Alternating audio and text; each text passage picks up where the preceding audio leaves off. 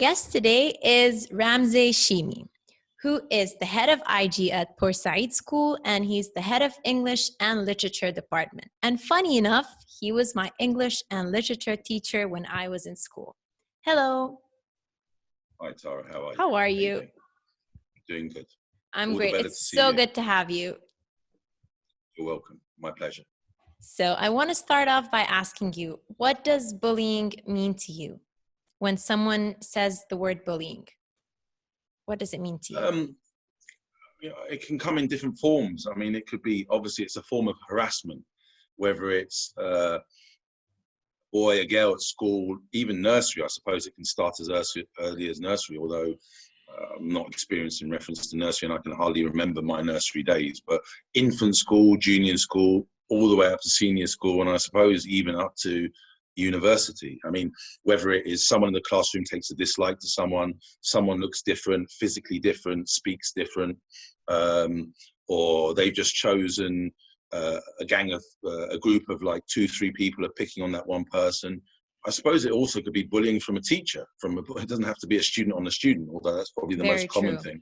I mean, it could be a teacher that for whatever reason has taken a disliking to you, or has taught the brother or sister or the cousin or whatever, and just has some negative aspect, or misunderstood what you've done in the classroom, and now has, a bone out for you and is basically always out to get you and everything. But I suppose when you say bullying, you're typically talking about student bullying another student, whether it's in the same classroom or, a couple of years older. I'm a senior, you're a junior, so on and so on. Or it's the boys bullying lesser physical boys or girls because they're jealous, or they just don't dislike this person.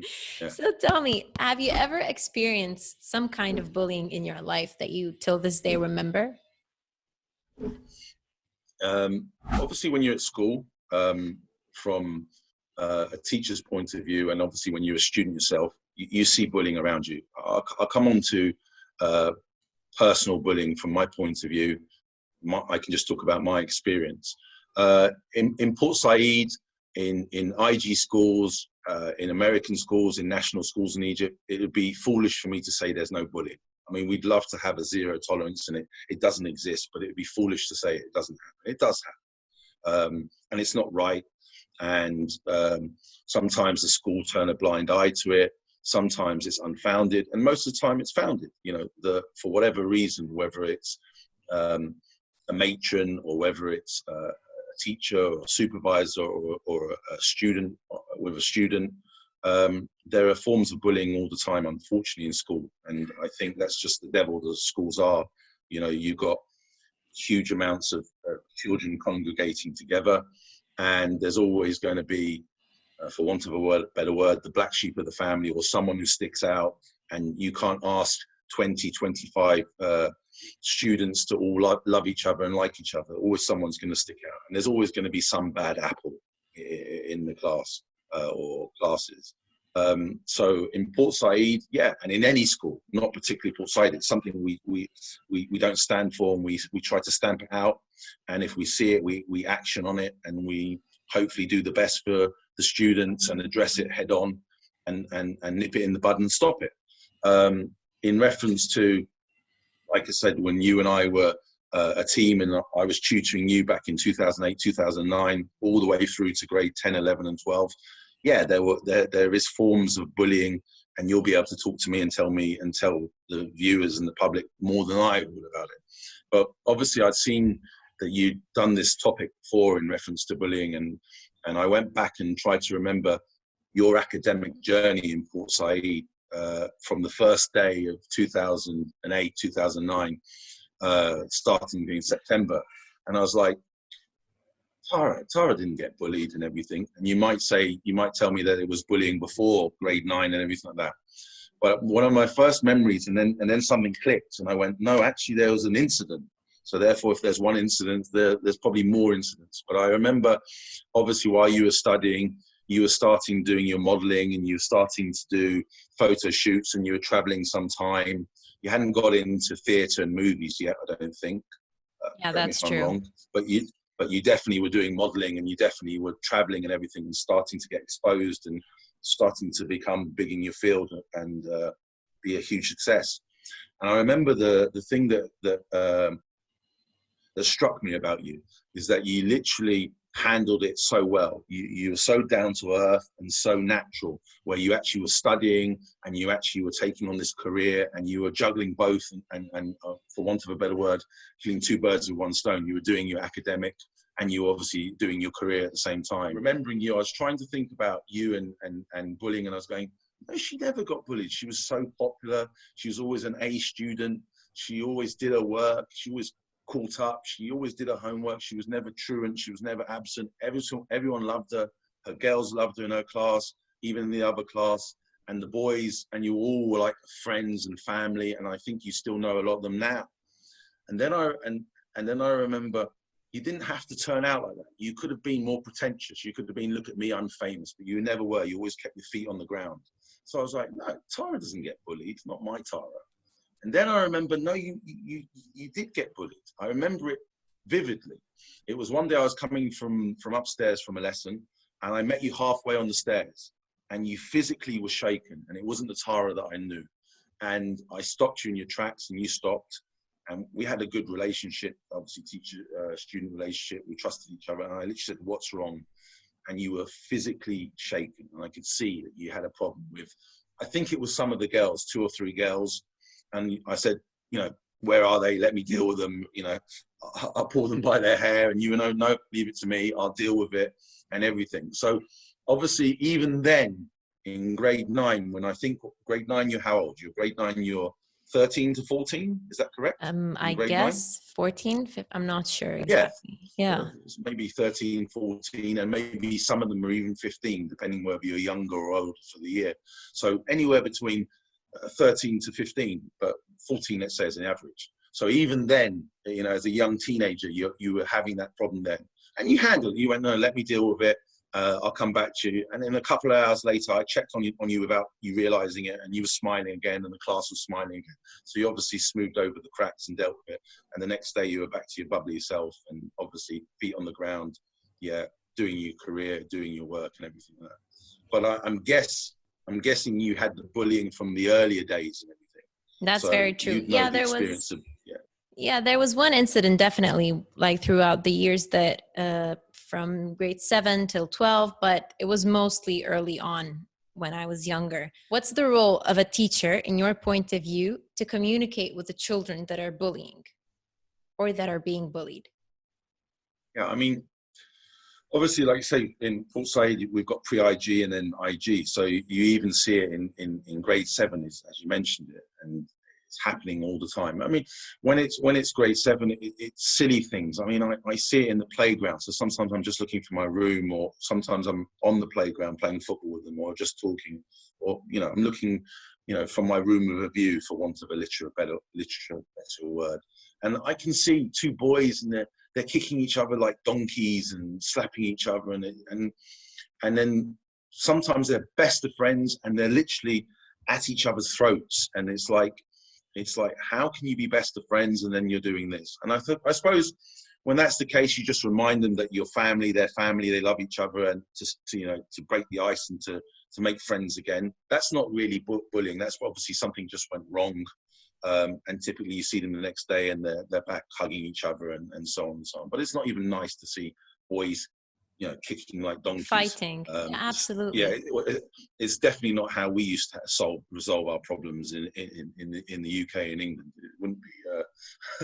It wouldn't be kicking anyway. More like fists at dawn and things like that, and, you know, sword fights. Anyway, but then there are more serious things where they're actually bullying, where, you know, you can see it. It's the student in the corner, and they're isolated, for want of a better word, with the quarantine and everything now. But they're isolated. They keep themselves to themselves. They don't interact. They don't smile. No one involves them. They sit in the classroom at the break time. They try to get involved, and the rest of the class put them down. And for whatever reason, I don't know how that happens. It's just that they got labeled that way, or a couple of the, for want of a better word, the jocks, you know, the the top people of the class have decided that wrongly. And they should be ashamed of themselves. It shouldn't happen. I mean, how do I personally do it? If I see it, maybe I go head on and tackle it head on there and then, and I'll obviously protect the victim, the person being victimized. But sometimes that can go against them, because later on, you'll be there all the time. You can't, be there to protect them all the time, and you're not teaching them 24/7 every day. So sometimes it can backfire, because then obviously, you got the teacher to put us in trouble and so on and so on. So that's not always the best case, because then you protected them for a split second or for that class or for that moment, and then they get bullied and it gets escalated. So sometimes it's take the victim to the side and tell them, why is this happening? How long has this happened? Why do you think it's happening? What can we do to help you? Or maybe just give them words of encouragement and tell them, you're better than this, you're stronger than this. Forget them, they're jealous, or they're misguided, forgive them. Or not turn the other cheek, but you equally can't say an eye for an eye. There's no right or wrong, but you've just got to do it differently every time. So sometimes it's tackle it head on and say, cut that out, I don't want to see that ever again. And that's enough if the student respects you as the teacher and knows that obviously you have authority and that you control the classroom well. Sometimes it's take the person who's being victimized, bullied, for want of a better word, and give them the confidence to tackle it head on, or to turn the situation round and to make friends. But equally, you can't force it. You can't make someone popular if they're not popular. Yeah. So there's no right or wrong. I mean, I'm guessing there's no fixed policies in schools. I mean, obviously schools will tell you, yes, there's no bullying and there's zero tolerance. Unless you're reporting it, which then there's a problem in itself, because there's a stigma that you're now a snitch, for want of a better word. Exactly. That you can't fight your own battles. You went to the teacher, you went to the principal, you went to the Madeira, whatever you want to say, the headmistress, the headmaster, or the class teacher. I'm trying to think of all the different, people in power in schools in Egypt for different systems, and the dean, and you can't fight your own battles, and so on and so on. So, I mean, it's an interesting thing. There's no right or wrong. I mean, how did you deal with it? I mean, you say most of your bullying happened pre-you and I, before pre-IG, more like in grade 4, 5, whatever it was. How did you tackle it? Well, it's very interesting to me, because you're absolutely right in this whole stigma thing, where kids in general, or maybe older people, young adults, are very scared to be the snitches, and they're very ashamed of saying that they're bullied or that they've been bullied, because it shows how weak they are in the eyes of the other person in front of them. But I do hope that by talking about the subject, that we kind of encourage people, that they talk about it, that they heal through this, that they seek not revenge, but that they seek this feeling inside of them to be not to basically not pay attention to this hurt that was being caused to them before. So but it is a very long. They still have a value. They still have a voice. They still are a person. They shouldn't be diminished or demeaned in any way. Exactly. Yeah. And by talking, I always realize that we always tell the person being bullied, you need to stand up for yourself. It's good that you build on your confidence. But very little do we navigate the conversation towards the person bullying. So there's a lot of things missing in the general knowledge to how do we talk to a bully? How do we educate the bully? How do we understand, why are you bullying? Why are you getting a kick out of hurting someone? Why is this something that is very pleasing to you? So I believe that there's a very big role for the school, because if it starts early on, the school has a very important and big role to kind of have some sort of curriculum that makes children interact together, thus on the longer run preventing some kind of aggression towards each other. Yeah, I think you've hit the nail on the head. Sorry to interrupt you, because the bully actually might have outside forces or influences or problems that we don't know about. So the bully becomes the bully, ironically, whether it's aggressive parents. Nobody wants to admit there's aggressive parents, but come on, they're aggressive parents. Or a broken home, or mum and dad that are divorced, or they separated, or a bigger brother or bigger sister or sibling that has bullied them, or cousins, or they're left alone, or they're neglected by their parents because their parents are very successful or very busy. Well, it don't even have to be successful. Could be a parent that's doing everything for his kids and has got 3-4 jobs, so they hardly see their child because they have to support them. And all credit to someone who's doing that, carrying 5-6 jobs just to look after their family and keep their family ahead water. But I think you've hit the nail on the head. There's a very important thing. Maybe, nobody wakes up. I hope not, because that means they're fundamentally evil, and I don't think anyone's fundamentally evil, although I can think of 1 or 2 people in history. I don't think anyone wakes up and says, "Oh, I'm going to be a bully today." I hope not, because then they've got something wrong in their DNA and their chromosomes from their mum and dad are mixed up. And maybe it's generic. I don't know. We're not scientists. You maybe tell me better than I know in your research. But maybe that out of their 23 chromosomes for their mum or their 23 chromosomes from their dad, they've got some like psychopathic grandparent or something. I don't know. But I don't think so. But I'll tell you what I do know about a good apple and a bad apple, if that's how we want to label a child. Typically, when you meet a good student, a good child, well-mannered and everything, of which I would class you definitely as one, okay? It means that parents, mum and dad, or the dad, in my case, my mum and dad divorced when I was 6 months old. It's really rare for someone in the 70s in England to look after, to be a male, a father, and look after their son. But I lived with my dad, not with my mum, the opposite. But most times when obviously parents split up for whatever reason, it's normally the child lives with the mum. So it doesn't necessarily have to be a mum and dad. It could be a mum, it could be a dad, or it could be both of them. But typically when you've got a good student, a well-mannered student, a well-spoken student that has a good moral compass, it's probably from the mum and dad, probably. On the flip side, reverse it, when you've got a bad apple, for want of a better word, it's probably because one of the mum and dads are a bad apple or arrogant, or that's how they brought their kid up. I'm not saying that 100%, but that's in my experience. And since we're talking about Bورسعيد, I've been teaching that now obviously for 12 years plus. So it's a pretty good, history is no guide to the future, but it's a pretty good indicator. And in my experience, if the child, boy or girl, is pleasant, it's because they've got a really nice mum and dad, or in my case, amazing dad. And in lots of people's cases, just an amazing mum. So maybe they're a bully because they're physically bigger. Maybe they're a bully because their family's more affluent or more well-off. Money comes into it, unfortunately. Or, they've got the better car, the better house. Their dad is whatever their dad is. And they think that gives them a position where they Power. can abuse power. Yeah, let's be I honest. read this thing that I want to share with you because it makes perfect sense and kind of just sums up what you've just said. It's by a therapist based in New York. Her name is Tara. She said, "Beneath every behavior is a feeling, and beneath every feeling is a need. And when we meet that need, rather than focus on the behavior, we begin to deal with the cause, not the symptom," which I think makes perfect sense. Behind every behavior, behind every bully, there is some sort of feeling that they're dealing with. And because of that feeling, there was something that happened to them. There's a need. They need attention. They need validation. They need love. They need some sort of interaction with humans. So this is the way that they are getting it. So there's a lot of work that, that's how they get the attention, the love, the interaction, the popularity, the power.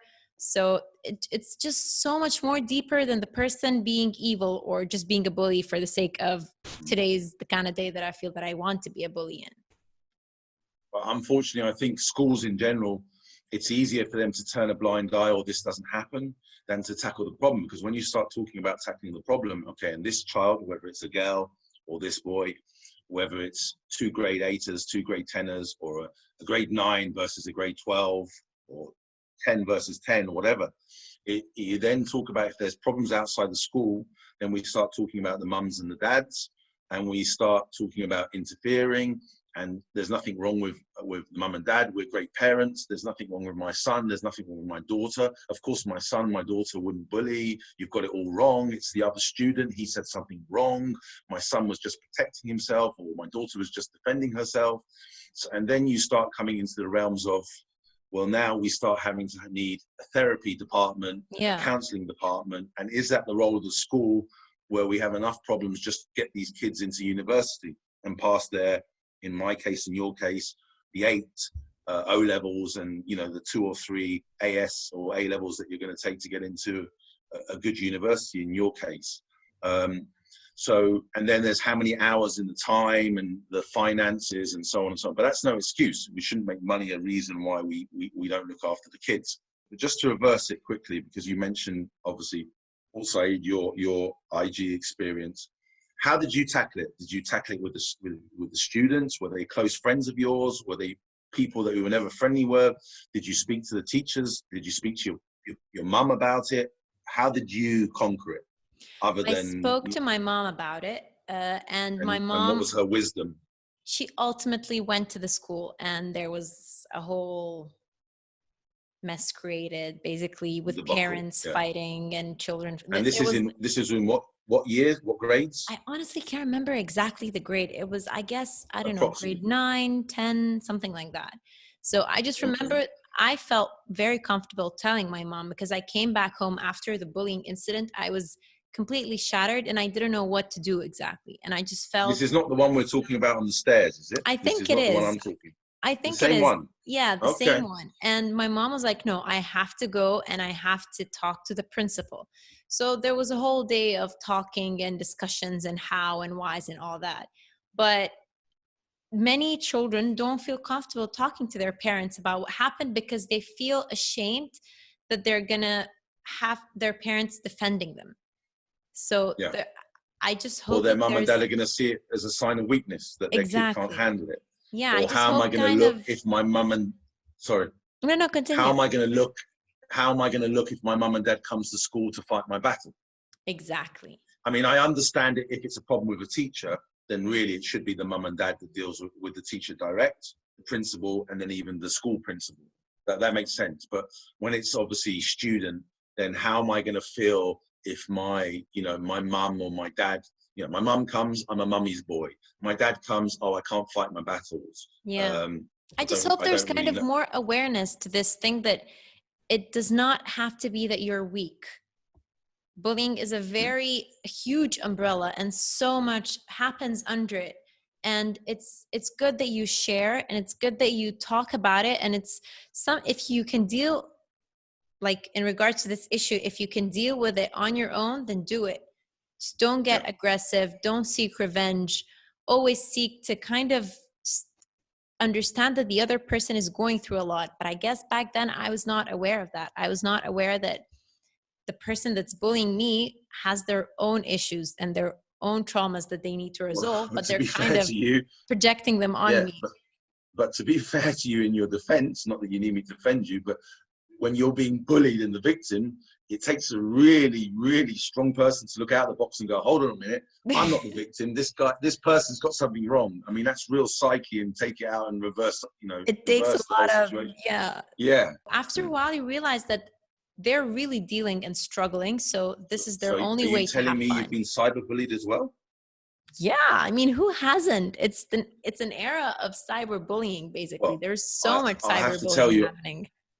Unfortunately, I'm not as popular as you. The last time I looked, even though we do follow each other on Instagram, but the last time I looked, I think you hit the 1.5 million mark.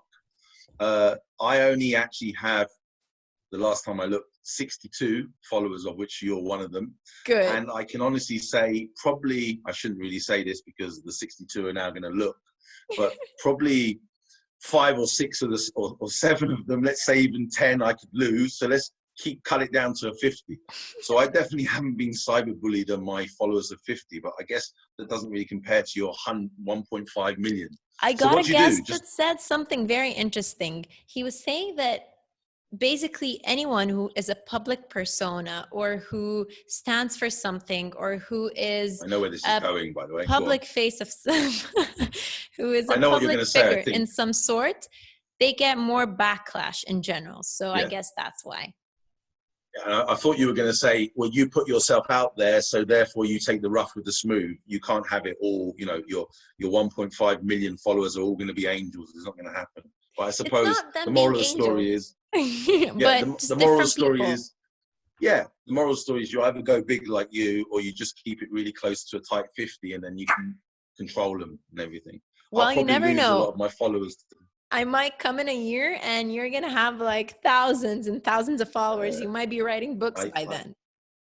I can safely say no, but and then there's the problem where it's teachers who are the bullies. It's not the students who are the bullies, it's teachers. There can be some terrible teachers, and you see it. You just walk around, you know, take my school, for our school, for example. You know, I walk around the school just to see what's going on, you know, to have hands-on experience, whether it's talk to the cleaner, whether it's talk to the librarian, go see what pre-IG is doing. And you see the same child out time and time and time again. Okay, 9 times out of 10, it's because that child is playing up in the class and they deserve it. But sometimes, genuinely, this child has done nothing, or the student's done nothing, and they just cough, or they open their mouth, or genuinely they try and ask a question and the teacher thinks they're being facetious, or they're being sarcastic, or they're undermining them, and it's out. And by the way, what are we as tutors? We're educators. We're here to teach, whether that's just for the subject to pass or to give on your wisdom for the whole of life, and to hopefully pass something on to your students so they can go on and nurture and grow on to be great people for themselves, for their family, for the country, and so on and so on. And literally, you ask the student, why are you out? And it's literally, I put my hand up. I asked a question. The teacher didn't like what I said. The teacher thought I was being funny, and they're literally kicked out. And you kicking a student out of the classroom, there's no teaching. So if they are a bad apple, they're going to learn, not from you, but they're going to learn, I don't want to be in the classroom, so let me do something bad to be kicked out. It's better to be outside than to be in the classroom. That is so if there's true. If it's genuinely a mistake and they want to learn and you've kicked them out, then you've just kicked all the energy and passion for that subject out, and they actually hate going to that subject. I mean, you can take a student that isn't that talented, or doesn't have, the book smart, but because they love the subject, or they like you as a teacher, then they try their best, and they just keep on, and all of a sudden they're a dark horse, and at the end of the year, you think that they'll be lucky to pass. You know, obviously RIG, D's a pass, a C is the minimum grade, and they come along and they get the A or the star, and they come from nowhere because they love the subject. And again, it can be a combination, they're just naturally talented at the subject, but you still have to nurture them. You still have to, you can be a Ferrari, and if you don't have air in the wheels, or you don't put a key in the key in the door, or you don't put petrol or benzene, as you want to call it, into the engine, it's not going to move. It's a Ferrari, but it ain't moving. And that's the complete opposite what a Ferrari is meant to do. A Ferrari is a thing of beauty, and it's meant to go really, really, really fast. And yet it's a Ferrari, and it's just stagnant and dormant. And that's what a good or bad teacher can do to a student. So that's a form of bullying as well. And you can just look at the teacher sometimes. You just know, you've obviously come across too many bad students in your time, and you now think that all students are bad apples, and that's not the case. Or they teach one way and they don't know how to adapt for another student. Some students need challenging. Some students need you to be their friend, their big brother, their aunt, their uncle, their second dad or mum. Some students need you to be firmer with them, so they know that where the line is. Look, there's a time to have fun, there's a time to learn.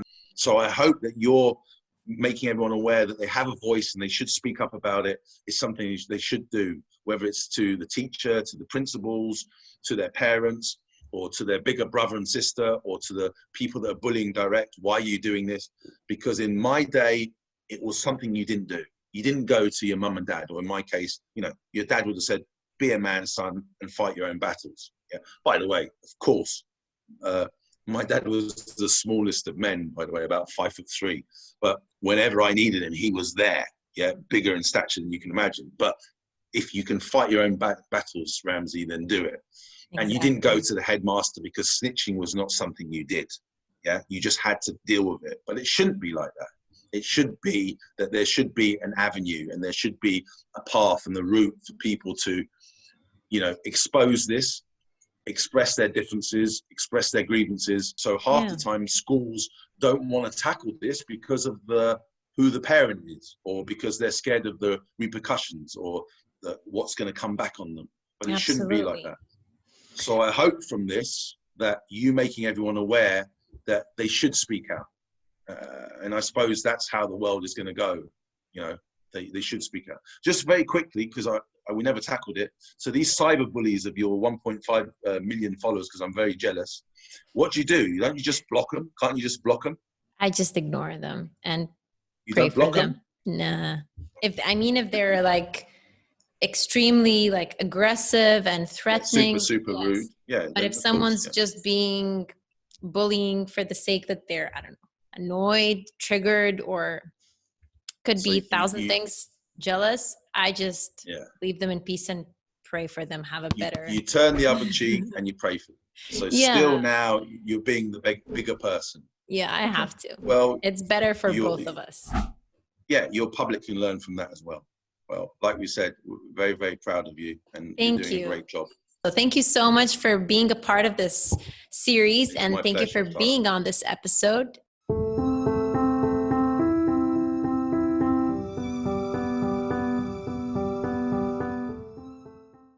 لو عجبكم الفيديو دوسوا لايك وسبسكرايب للGME عشان ما يفوتكوش ولا حلقة.